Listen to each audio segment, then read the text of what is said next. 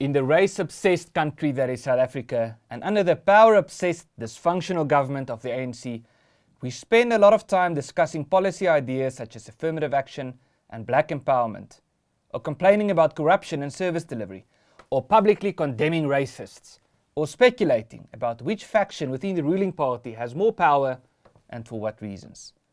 What we spend way too little time to discuss is the disastrous state of South Africa's education system.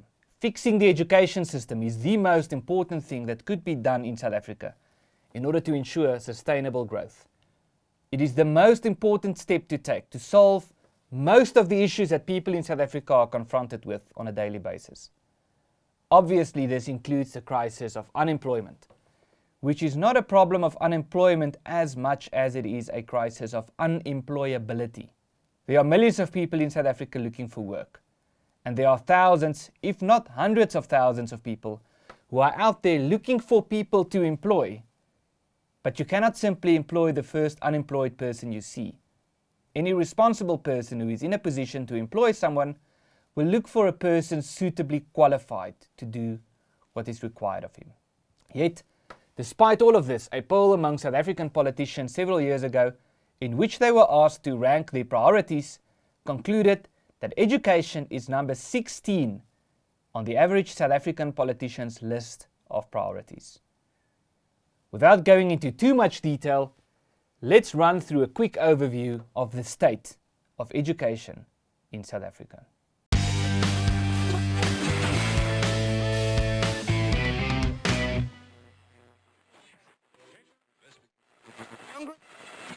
Perhaps it's good to start with how the current Minister of Basic Education, Anji Muchecha, actually got her job.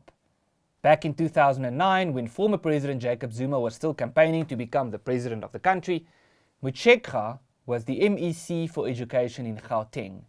She was found to have abandoned her job at the Department of Basic Education in order to campaign for Zuma to become president. When she was questioned about this by the media, she replied that her work for the ANC is more important than her work for the Department of Basic Education. She was then rewarded by being promoted to Minister of Basic Education. In order to continue boasting about the grade 12 pass rate, the South African government has continued to drop the standards by lowering the requirements to pass matric. We are currently at 30%. In this regard, the people who have done most to destroy the state of the education system in South Africa are often government officials, including the current Gauteng MEC for Education, Panyaza Lesufi, who has since been nicknamed Mr. 30%. South Africa's education system, particularly basic education, has consistently been ranked as either the worst in the world or one of the worst in the world, depending on how you measure and what you measure. Think about this for a moment. The worst in the world. In other words, worse than Zimbabwe, worse than North Korea, worse than Venezuela, worse than even the most desolate third world countries. Despite the continued lowering of the pass rate in order to create the impression of a well-functioning system, just under half of children who enroll in grade 1 actually make it to grade 12. Roughly 20% of grade 9, 10 and 11 pupils are repeaters.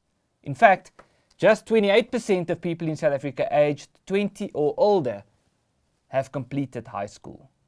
Just 6.9% of matric candidates will pass maths with a grade of 70 to 100%. Just 1 in 3 schools has a library and 1 in 5 has a science laboratory.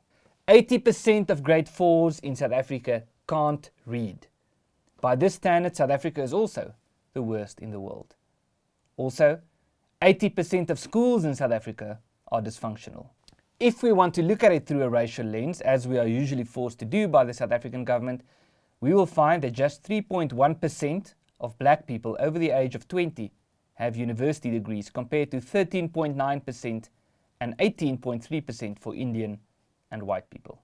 We will also find that the black higher education participation rate is just 15.6%, while that for Indian and white people aged 20 to 24 is 49.3% and 52.8%.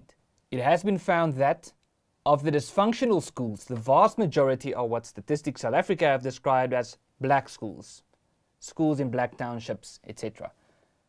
Various studies have been done to understand why these schools are failing. Broadly speaking, 5 causes for the failure of these schools have been identified.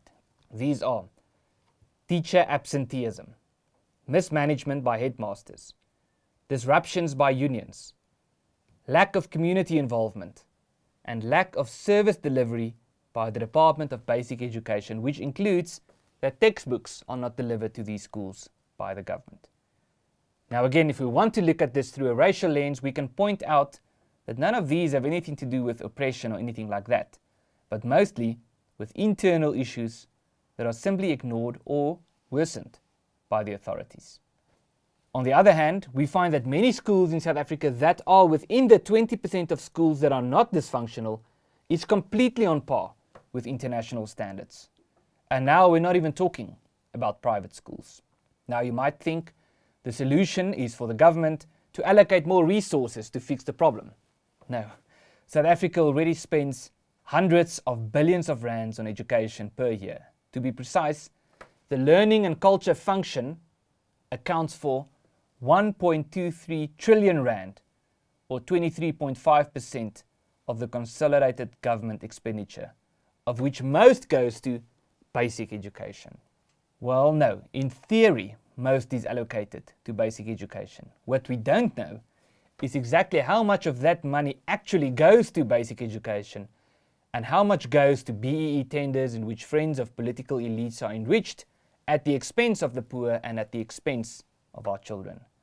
We also find that much of the money that is allocated for improvement and expansion of infrastructure is never spent. Thus, it isn't only that money is frequently stolen or spent in fruitless and wasteful expenditure, but it is also oftentimes that allocated money isn't spent at all.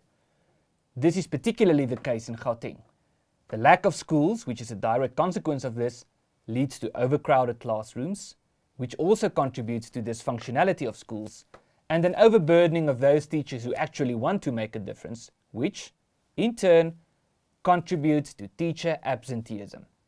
A vicious circle that starts and ends with the failure of government.